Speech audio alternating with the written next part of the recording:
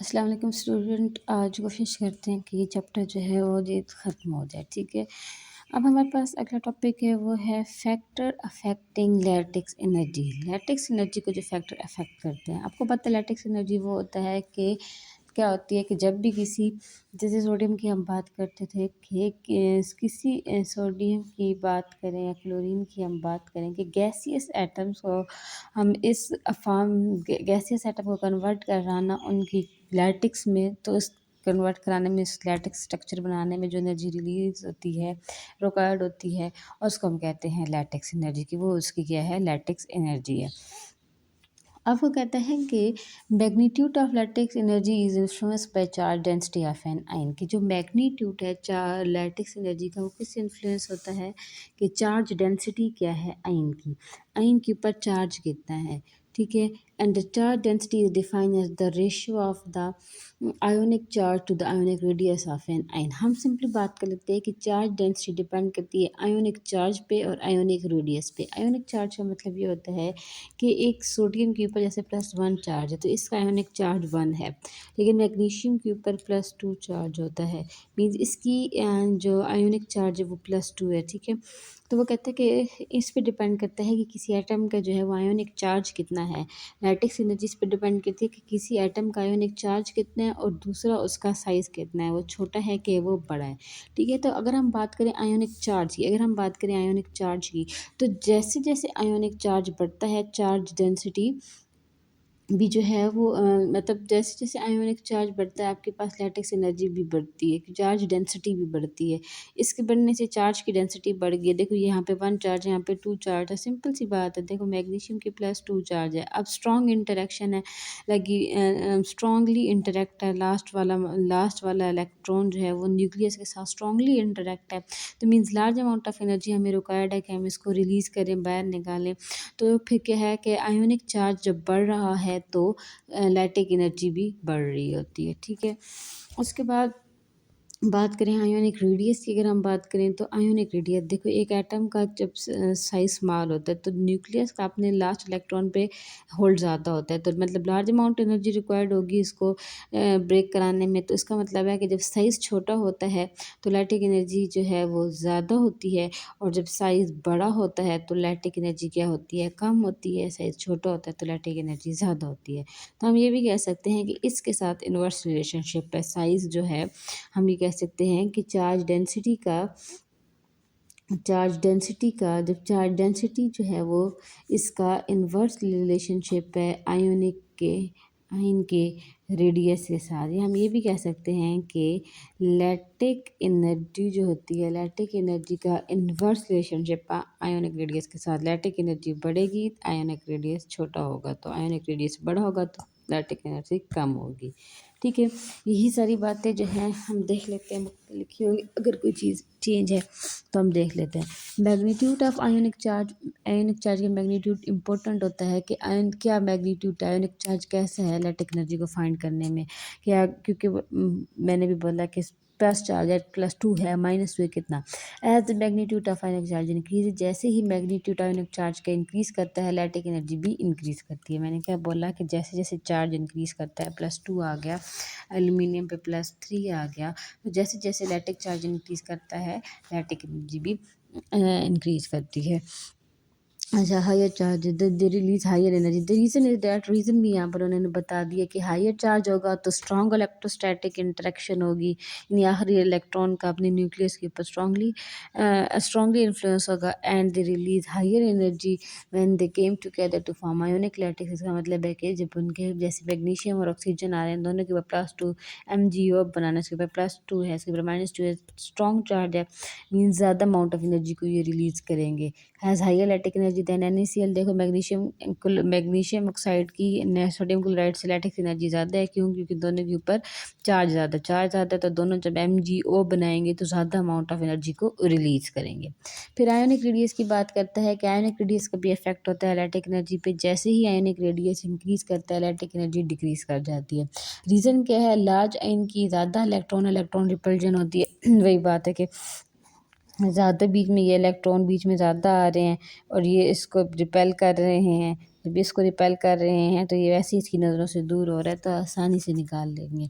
They keep the opposite ion greater distance leading to weaker electrostatic attraction between the ions. Larger ion leave less energy to separate them. Larger ions है तो बहुत कम energy निकलेगी जब वो lattice बनाएंगे। The result is lattice energy, low lattice energy होगी result में। For example lithium fluoride. अब सवाल आ सकता है कि लिथियम फ्लोराइड या पोटेशियम क्लोराइड का है same ionic charge but different ionic radius. इन दोनों का आयोनिक चार्ज तो सेम है, यानी इसके ऊपर भी +1 होता है, इसके ऊपर भी +1 होता है, लेकिन इनका साइज़ डिफरेंस है। तो बताओ किसकी ज़्यादा होगी? डेफिनेटली लिथियम, क्योंकि लिथियम का साइज़ छोटा होगा एज़ कम्पेयर टू पोटेशियम। तो लिथियम का चूँकि साइज़ छोटा होगा, इसके इलेक्ट्रॉन रिपल्जन कम होगी तो ज़्यादा अमाउंट ऑफ एनर्जी चाहिए होगी ना। This is due to Li has higher electrostatic attraction, क्योंकि Li की लिथियम फ्लोराइड की ज़्यादा इलेक्ट्रोस्टैटिक अट्रैक्शन है उनके आयन के दरमियान कंपेयर टू Kf, तो Lf की एनर्जी ज़्यादा होगी।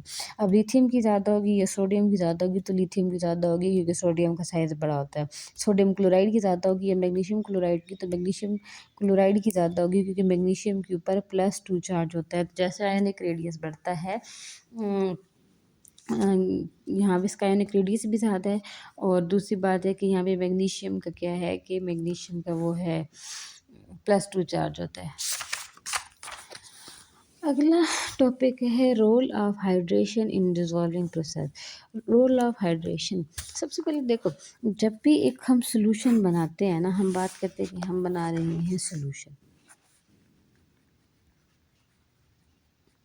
अब एक सोल्यूशन में बनाने के लिए हमारे पास कितनी किस्म की अट्रैक्शंस आती हैं? सबसे पहले हमारे पास जो आती है वो होती है सल्यूट इंटरेक्शन, जिसको हमने क्या करना होता है? ब्रेक करना होता है। सोल्यूशन में ये ब्रेक हो रहा होता है। फिर सॉल्वेंट और सॉल्वेंट का आपस में बॉन्ड होता है, ठीक है, मतलब इंटरेक्शन होती है, उसको भी हमने क्या करना होता है? ब्रेक। वो भी सोल्यूशन में ब्रेक हो रही होती है, यानी सॉल्यूट के सॉल्यूट से आपस में बॉन्ड टूट रहा होता है, सॉल्वेंट का सॉल्वेंट से। फिर बन रहा होता है सॉल्वेंट और सॉल्यूट का। लेकिन जब ये बन रहा होता है तो बॉन्ड जो होता है बॉन्ड फॉर्म होता है, तो बॉन्ड फॉर्म होता है। अब जब बॉन्ड ब्रेक होते हैं तो एनर्जी क्या होती है? हमें रिक्वायर्ड होती है, यानी एनर्जी जो होती है वो रिक्वायर्ड होती है। यदि भी रिक्वायर्ड है, यहाँ पे क्या होगी? रिलीज होगी। इस तरह की मतलब इंटरेक्शन पाई जाती है। सबसे पहले स्ल्यूट ब्रेक होता है, फिर स्ल्यूट और सॉल्वेंट ब्रेक होता है, स्ल्यूट सॉल्वेंट फॉर्मेशन होती है। अब यहाँ पे देखो, इसका मतलब है कि एक सोल्यूशन के अंदर आपके पास एक्सोथर्मिक प्रोसेस भी हो रहा होता है और एंडोथर्मिक प्रोसेस भी हो रहा होता है, ठीक है। डेल एच मीन्स के यहाँ पर हमारे पास एंडोथर्मिक रिएक्शन हो रहा है, यहाँ पर हमारे पास एक्सोथर्मिक रिएक्शन हो रहा है। हमारे पास एंडो भी हो रहा है और हमारे पास एक्सो भी हो रहा है। एक सोल्यूशन के अंदर एक्सोथर्मिक रिएक्शन भी हो रहा होता है और एंडोथर्मिक रिएक्शन भी हो रहा होता है। तो एक सोल्यूशन जो है वो क्या होगा? वो एक्सोथर्मिक होगा, वो एंडोथर्मिक होगा। डेल एच ऑफ सोल्यूशन क्या होगी ना, कि सोल्यूशन एक्सोथर्मिक है कि एंडोथर्मिक है, ये डिपेंड करता होता है डेल एच ऑफ लैटिक्स, यानी कि जो फॉर्मेशन हो रही है जिस चीज़ की, लैटिक्स जो बन रहा है, और डेल एच ऑफ हाइड्रेशन। अब डेल एच ऑफ हाइड्रेशन क्या होता है? हाइड्रेशन ये होती है कि जब एक सॉल्यूट सॉल्वेंट की आपस में इंटरेक्शन ख़त्म हो गई है, अब जो सॉल्वेंट सॉल्यूट को घेरता है अपने अंदर डिज़ोल्व करने के लिए, ठीक है, इसको हम कहते हैं हाइड्रेशन एनर्जी, ठीक है। या क्योंकि यहाँ पर क्या होता है कि जो वाटर के मालिक्यूल्स होते हैं वो क्या करते हैं, वो सॉल्वेंट को, जो भी सॉल्वेंट है, सॉल्वेंट के मालिक्यूल सॉल्यूट को क्या कर लेते हैं? घेर लेते हैं। वो घेर लेते हैं, इसको डिज़ोल्व कराते हैं। इस टाइम जो एनर्जी होती है उसको हम कहते हैं हाइड्रेशन एनर्जी, ठीक है। जब वो वाटर के मालिक्यूल को बाइंड कर लेगा तो उसको हम कहते होते हैं हाइड्रेशन एनर्जी। अब अगर एक मालिक्यूल की लैटिक एनर्जी कम थी और हाइड्रेशन एनर्जी ज़्यादा थी, ठीक है, तो वो ओवरऑल सोल्यूशन पे क्या इफेक्ट लाएगी? उससे हमें पता चलता होता है कि इनके दरमियान हम डिफरेंस करते होते हैं, और डिफरेंस करने के बाद जो वैल्यू आती है वो डिसाइड करती है कि रिएक्शन एंडोथर्मिक है या एक्सोथर्मिक है। और अभी हम बुक से देखते हैं कि कोई टॉपिक अगर हमारा रह रहा हो energy change of solution formation depend upon three types of interaction. जब भी एक सोल्यूशन के अंदर टोटल एनर्जी चेंज आ रहा था, थ्री तरह की इंटरेक्शन हो रही होती है, सोल्यूट सोल्यूट सोल्यूट सॉल्वेंट और सॉल्वेंट सॉल्वेंट। ठीक है, ये हमें पता है। When a solution is form, solution बनता है तो interaction between the solute particle is broken, solute solute की इंटरेक्शन ब्रेक हो जाती है। At the same time solvent molecule की भी ब्रेक होती है, बिकॉज हाँ, at the same time solvent molecule also move apart to accommodate solute particle, यानी सॉल्वेंट के पार्टिकल भी दूर दूर जाते हैं ताकि वो सल्यूट के साथ बॉन्ड बना सकें, because it takes energy to break interaction, therefore both processes are endothermic. ठीक है, at the same time interaction between solute and solvent भी आती है, सल्यूट और सॉल्वेंट आपस में इंटरेक्शन करेंगे। ठीक है, तो हाइड्रेशन अक्कर होगी। ठीक है, जब सल्यूट और सॉल्वेंट आपस में इंटरेक्शन करते हैं या सल्यूट को सॉल्वेंट घेरता है या वाटर जो है वो किसी सल्यूट को चारों तरफ से घेर लेता है या अपने अंदर डिजोल्व करवा लेता है, इसको हम कहते होते हैं हाइड्रेशन एनर्जी, हाइड्रेशन। इस प्रोसेस को हाइड्रेशन करते हैं और जो एनर्जी इसके लिए रिलीज होती है उसको हम हाइड्रेशन एनर्जी कहते हैं। Solvent molecule surround the solute particle, वो कहते हैं देखो सॉल्वेंट के मॉलिक्यूल सराउंड कर लेते हैं सल्यूट के पार्टिकल्स को। जैसे फॉर एग्जांपल अगर सोल्यूशन में हमने सोडियम डाला हुआ था, तो ये सोडियम होता है, सोडियम के ऊपर पॉजिटिव चार्ज होता है और यहाँ इस तरह ऑक्सीजन के मॉलिक्यूल आ जाते हैं,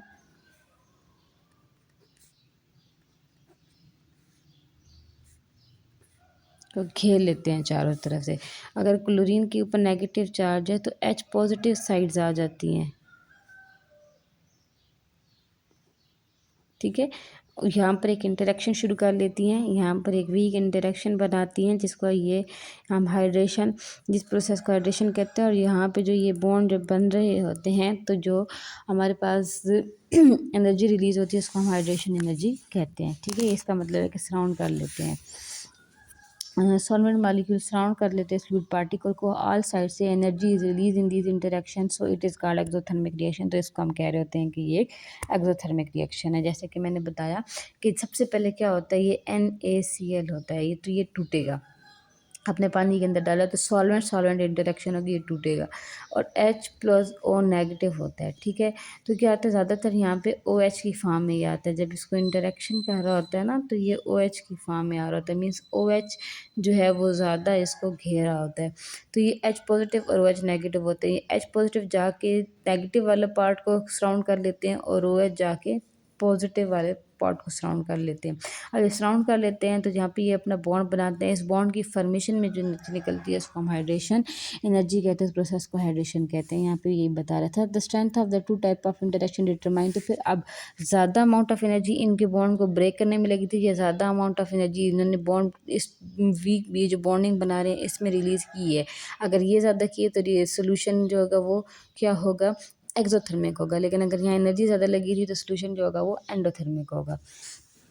When a solute dissolves in the water, the attractive forces of the solute particle must be overcome to break the solute particle out of the solid latex। कहता है कि solute solvent इंटरेक्शन ज़्यादा होनी चाहिए solvent solvent और solute solute interaction से। ठीक है, क्योंकि देखो कि मीन्स आप वाटर जो है वो ये इसको स्ट्रांगली इंटरेक्ट करे एज कम्पेयर टू, इन्होंने इसको किया हुआ था ताकि ये बॉन्ड ब्रेक हो सके, कोई भी चीज़ जो है वो डिजोल्व हो सके।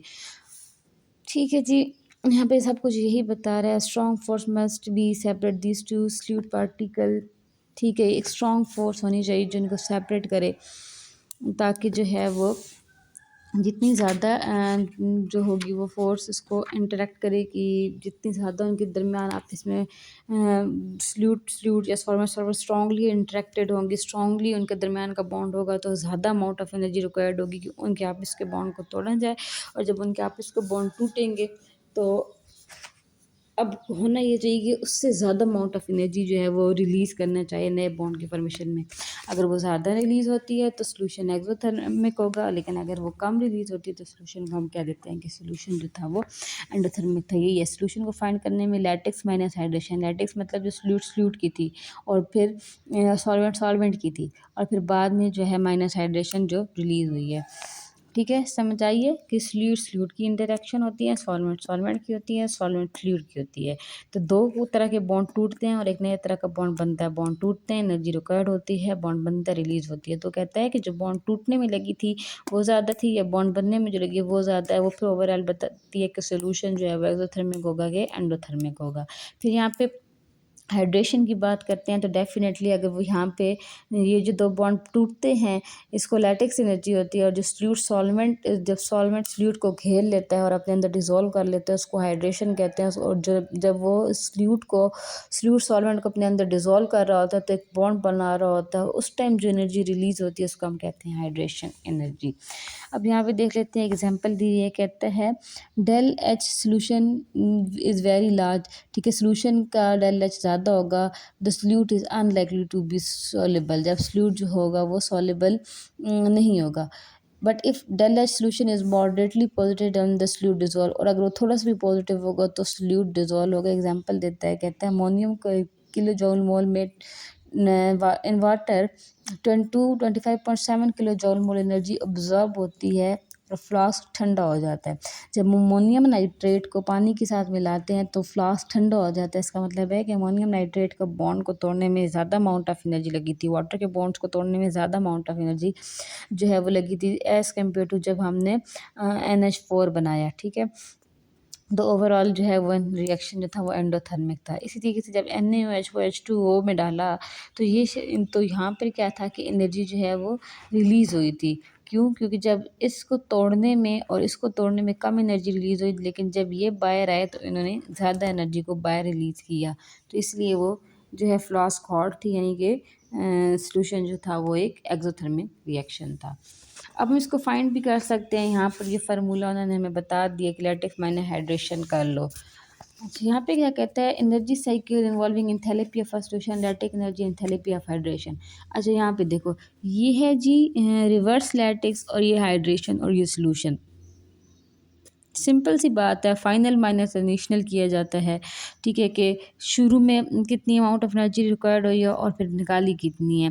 ये से वही होता है कि हमारा फाइनल टू इनिशियल पे डिपेंड करता है। बाकी पाथ जो फॉलो होता है उसमें हम क्या करते हैं, आप इनको प्लस कर लोगे तो आपके पास वो एनर्जी आ जाएगी। ठीक है, रिवर्स लैटिक सॉल्यूशन में रिवर्स लैटिक और हाइड्रेशन को प्लस करोगे तो जो आपके पास आएगा वो आपका एनर्जी साइकिल आ जाएगा। यहाँ पे देखो, according to Hess's law, del x solution is equal to reverse lattice plus hydration. Lattice का रिवर्स करना है आपने, ठीक है, और उसके बाद हाइड्रेशन करना है, यानी बॉन्ड को तोड़वाने में जो एनर्जी लगी है, और जो फिर नया बॉन्ड को बनने में रिवर्स लैटिक्स, यानी कि पहले लैटिक्स का मतलब होता है फॉर्मेशन ऑफ लैटिक्स, और रिवर्स लैटिक्स का मतलब होगा ब्रेकेज ऑफ लैटिक्स। तो breakage of lattice plus hydration में जो एनर्जी निकलती है, डेल सॉल्यूशन आपका आ जाता है, सॉल्यूशन की एंथैल्पी आ जाती है। अब बात है जी, जो फैक्टर अफेक्ट करते हैं एंथैल्पी ऑफ हाइड्रेशन को, सेम ही होते हैं, चार्ज डेंसिटी पे डिपेंड करती है ये। ठीक है, ये भी चार्ज की डेंसिटी पे डिपेंड करती है, चार्ज कितना ज़्यादा है कितना नहीं है, आयोनिक रेडियस ज़्यादा है कि नहीं है। अब देखो, आयोनिक चार्ज अगर ज़्यादा है, ठीक है, मैग्नीशियम Mg+2 है, Mg+2Cl या MgO था। अब देखो, MgO बना हुआ है, मीन्स इनके दरमियान ये खुद स्ट्रॉन्ग इलेक्ट्रोस्टैटिक फोर्स की वजह से बना था। हमने भी पीछे पढ़ा था कि ये स्ट्रॉन्ग बॉन्ड बन जाता है, इसकी जो है वो लैटिक्स ज़्यादा होती है। अब जब इसकी लैटिक्स ज़्यादा थी, मीन्स ज़्यादा अमाउंट ऑफ एनर्जी रिक्वायर्ड होगी ना इस बॉन्ड को तोड़ने के लिए। ठीक है, तो वो क्या होगा कि हाइड्रेशन एनर्जी भी फिर क्या होगी उसकी, जब ये बनेंगे फॉर एग्जांपल, तो वो हाइड्रेशन एनर्जी भी ज़्यादा है। और अगर आपने इसको एज अ क्रिस्टल यूज़ की है तो भी इसकी देखो, तो ionic charge of an ionic charge एक आयन का अफेक्ट करता है electrostatic interaction between ion and water molecule. Ion with higher charge exert strong attractive forces on water molecule through ion dipole interaction resulting in higher enthalpy of hydration। Ion जिनका higher charge होगा वो strong electrostatic force पानी के अंदर ऊपर डालेंगे कि उसको रिजॉल्व करने में थोड़ा टफ टाइम देंगे, तो इसलिए एंथैल्पी ऑफ हाइड्रेशन ज़्यादा होगी। As the ionic charge increases, hydration enthalpy also increases and hydration process become exothermic. For example, hydration enthalpy of Mg is more exothermic than NaCl। The compound are ionic compound। ठीक है, NH क्योंकि इनके दरमियान सब simple सी बात है, इनके ऊपर चार्ज ज़्यादा है, इलेक्ट्रोस्टैटिक फोर्स ऑफ अट्रैक्शन ज़्यादा है, तो ज़्यादा अमाउंट ऑफ हाइड्रेशन एनर्जी होगी ना। तो same is the case with ionic radius. Ionic radius अगर छोटा होगा तो हाइड्रेशन एनर्जी ज़्यादा होगी, और आयोनिक रेडियस अगर बढ़ जाएगा तो हाइड्रेशन एनर्जी कम हो जाएगी। यहाँ पे भी सेम वही पिछली वाली बातें लिखी हुई हैं। फिर आता है वो फैक्टर जो अफेक्ट करते हैं इलेक्ट्रॉन की एफिनिटी को। इलेक्ट्रॉन एफिनिटी क्या होती है? इलेक्ट्रॉन एफिनिटी वो अमाउंट ऑफ एनर्जी होती है जब एक आखिरी इलेक्ट्रॉन एक कि जब एक एटम के अंदर कोई इलेक्ट्रॉन ऐड होता है तो जो एनर्जी रिलीज होती है उसको हम कहते हैं इलेक्ट्रॉन एफिनिटी। न्यूक्लियर वो भी डिपेंड करती है न्यूक्लियर चार्ज पे, एटम के रेडियस पे और शील्डिंग इफेक्ट पे। क्या होता है इलेक्ट्रॉन एफिनिटी? इलेक्ट्रॉन एफिनिटी सबसे पहले क्या होती है मैं आपको ये बता देती हूँ। देखो इलेक्ट्रॉन एफिनिटी क्या होती है। इलेक्ट्रॉन एफिनिटी को हम कहते हैं कि ये एक एटम है और इसके अंदर एक इलेक्ट्रॉन ऐड करा है। इस जब भी इलेक्ट्रॉन इसके अंदर ऐड हो रहा होता है तो जो एनर्जी रिलीज हो रही होती है, हम ऐसे भी कहते हैं electron affinity is the amount of energy which is release when an electron is added into an isolated gaseous atom. ठीक है, जब एक इलेक्ट्रॉन के आइसोलेटेड गैसियस एटम के अंदर, एक एटम के आइसोलेटेड गैसियस एटम के अंदर एक इलेक्ट्रॉन ऐड होता है तो तब वो जो एनर्जी रिलीज करता है वो उसकी इलेक्ट्रॉन एफिनिटी होती है। वो न्यूक्लियर चार्ज पे डिपेंड करती है। अब मैग्नीशियम +2 था, ठीक है। अब एक इसका चार्ज ऑलरेडी ज़्यादा होता है तो ये आने वाले को इतनी आसानी से अब मज़ीद जो है वो आने नहीं दे रहा होता है, ठीक है। और अगर फॉर एग्जांपल O2 था, O के ऊपर -2 है, ऑलरेडी -2 है, उसमें अगर और डालोगे तो वो मुश्किल से आएगा। मीन्स उसको जितना हाँ ज़्यादा उसको वो क्या आएगा, +2 है, उसको वो ज़्यादा अमाउंट ऑफ एनर्जी जो है वो करनी पड़ेगी, लगानी पड़ेगी, ज़्यादा अमाउंट ऑफ एनर्जी को वो रिलीज़ करेगा। अब एटम का साइज़ है, अब अगर एटम का साइज़ छोटा होगा, एटम का साइज़ छोटा होगा तो वो ज़्यादा अमाउंट ऑफ एनर्जी को रिलीज़। अब शील्डिंग इफेक्ट है, शील्डिंग इफेक्ट है तो जो होगा वो भी उसका भी सेम यही होगा कि रिपल्जन हो रही है तो वो आसानी कम अमाउंट ऑफ एनर्जी, अब इसमें क्या होगा वो कम अमाउंट ऑफ एनर्जी लगाएगा। यहाँ से ये शील्ड हुआ हुआ है, शील्ड हुआ हुआ है तो वो आसानी से अंदर आकर घुस जाएगा। इसको क्या फ़र्क पड़ रहा है कि अंदर कौन कौन आ रहा है, ठीक है। तो वो आसानी से मतलब घुसेगा और कम एनर्जी को रिलीज़ करेगा। लेकिन जब उसको ज़्यादा मुश्किल से घुसना पड़ेगा तो ज़्यादा अमाउंट ऑफ एनर्जी को रिलीज़ करेगा। फिर हमारे पास आती है जी अगला टॉपिक है, जितना नहीं इम्पोर्टेंट था ये है। आगे आता है जी एंटारोपी। एंट्रोपी क्या होती है? ये होती है जी स्टेट ऑफ डिसऑर्डरनेस, हम इसको कहते हैं state of the matter more डिस हम अच्छा वैसे इसको हम कहते होते हैं स्टेट ऑफ डिसऑर्डरनेस, कि एक सोल्यूशन है, एक एटम है, एक कंपाउंड है, उसके जो मॉलिक्यूल्स हैं वो कितने डिसऑर्डर्ड हैं, वो कितने फ्रीली घूम फिर रहे हैं, ये उस कंस्टिट्यूशन की उसकी इन इसका उस रिएक्शन की एंट्रोपी होती है। देखो ये अ डिग्री ऑफ यहाँ पे लिखी हुई अ डिग्री ऑफ डिसऑर्डरनेस और स्टेट ऑफ डिसऑर्डरनेस और randomness of a system is called entropy and it is represented bye a symbol is S. वो कहते हैं कि एक सिस्टम के मॉलिक्यूल कितने रैंडम है, कितने डिसऑर्डर्ड हैं, वो इस पर डिपेंड करता है। देखो लिक्विड के मॉलिक्यूल, सॉलिड का देखो तो सॉलिड के मॉलिक्यूल क्लोजली पैक होते हैं। अगर हम बात करें सॉलिड के मॉलिक्यूल्स की, ये सॉलिड के मॉलिक्यूल क्लोजली पैक्ड है तो आपको क्या लगता है कि इनकी रैंडमनेस कम है, इनका डिसऑर्डरनेस कम है, तो इनकी एंट्रोपी क्या होगी, इनकी एंट्रोपी क्या होगी, कम होगी। ठीक है, अब हम लिक्विड पे आते हैं तो लिक्विड के फिर थोड़े थोड़े फार अपार्ट होते हैं और मूव कर रहे होते हैं तो इसकी एंट्रोपी इससे थोड़ी ज़्यादा होगी। और हम गैस में आते हैं तो वो तो बिल्कुल ही डिसऑर्डर्ड होते हैं। तो हम बात करेंगे कि ये सॉलिड की है, ये लिक्विड की है और ये क्या है, गैस की है। तो गैस की एंट्रोपी जो होती है वो सबसे ज़्यादा होती है। ठीक है, जो मेन बात है यहाँ पे। तो जब भी आप किसी चीज़ सॉलिड को लिक्विड में लेकर जाओगे मीन्स उसकी एंट्रोपी बढ़ेगी, और अगर आप सॉलिड को गैस में लेकर जाओगे तो और भी ज़्यादा बढ़ेगी। अब लिक्विड को आप गैस में लेकर जा रहे हो तो उसकी एंट्रोपी क्या होगी, बढ़ेगी। लेकिन अगर आप गैस को लिक्विड में लेकर आओगे तो उसकी एंट्रोपी कम होगी। यहाँ पे वही सारी बातें लिखी हुई हैं। देखो यहाँ से सबसे पहले आपने करना है कि degree of as the system move from more order state to less order state, जैसे ही ये solution more order state solid की मोर ऑर्डर स्टेट से लेस ऑर्डर स्टेट पे जाता है तो एंट्रोपी ऑफ द सिस्टम जो है वो इंक्रीज करती है। मेल्टिंग आइस, जब आप आइस को मेल्ट करते हो, give a greater example of entropy. The individual molecule है fixed and order arrangement and minimum energy as the ice melt the energy of its molecule increases, they gain more freedom to movement and become more disordered. ठीक है, पहले वो closely pack थे, अब जैसे ही आपने उनको आइस को मेल्ट किया वो लिक्विड में आई तो मॉलिक्यूल्स को आज़ादी मिली है, वो थोड़ा थोड़ा और मतलब ज़्यादा मूव कर सकते हैं, और वो मूव करेंगे तो ज़्यादा डिसऑर्डरनेस आएगी तो उसकी एंट्रोपी बढ़ेगी। As result entropy of system increases. On the other hand when water condense, अगर आपने लिक्विड को जो है वो कंडेंस करना है, फ्रीज करना है, तो उसकी एंट्रोपी कम हो जाएगी, वो ज़्यादा ऑर्डर्ड स्टेट में आ जाएगा। देखो यहाँ पे ये लिखने के बाद ये सिंबल आना चाहिए और शॉर्ट में फिर ये दो बातें आएंगी। देखो, if the enthalpy of a system increases, this is represented by positive del S. ठीक है, अगर उसकी इंटरॉपी इंक्रीज करती है पॉजिटिव डेल एस, अगर इंटरॉपी डिक्रीज करेगी तो नेगेटिव। और अगर if general when the temperature of the system increases, this entropy also increases. आप टेम्परेचर बढ़ाते जाओगे तो इंटरॉपी बढ़ेगी। देखो, टेम्परेचर बढ़ाया था तो आइस मेल्ट होकर लिक्विड में आ गई थी, फिर और बढ़ाओगे तो वो बॉयल हो जाएगा, गैस में चला जाएगा, तो इंटरॉपी बढ़ती जाएगी। तो वो कहता है कि as the temperature of the system decreases, entropy increase करती है। और एज द टेम्परेचर, जैसे ही टेम्परेचर बढ़ता है एंट्रोपी बढ़ती है। जैसे ही टेम्परेचर जो है वो कम होता है एंट्रोपी कम होती है। यानी टेम्परेचर और एंट्रोपी का आपस में डायरेक्ट रिलेशनशिप है। कैलकुलेशन ऑफ इंटरॉपी चेंज, इंट्रोपी में जो चेंज आता है उसको कैसे कैलकुलेट करते हैं? Del S entropy of product minus entropy of reactant. यानी कि जब रिएक्टेंट थे उनकी कितनी थी और जब प्रोडक्ट आया उनकी में से माइनस कर लो तो आपके पास इंट्रोपी आ जाएगी। जैसे यहाँ पर उन्होंने ए प्लस बी 2 ABC दिया हुआ है। अब टोटल एस जो है वो 40 किलो जूल मोल है। ठीक है जी। और फिर एस नॉट 50 है और 100 है जी प्रोडक्ट की 100 है। 1 है, 1C है तो यहाँ 1 प्लस, अब इन दोनों की प्लस करेंगे। ए की 1 थी, बी ये 2 है तो ये लग गया 250, बी की 50 थी 50।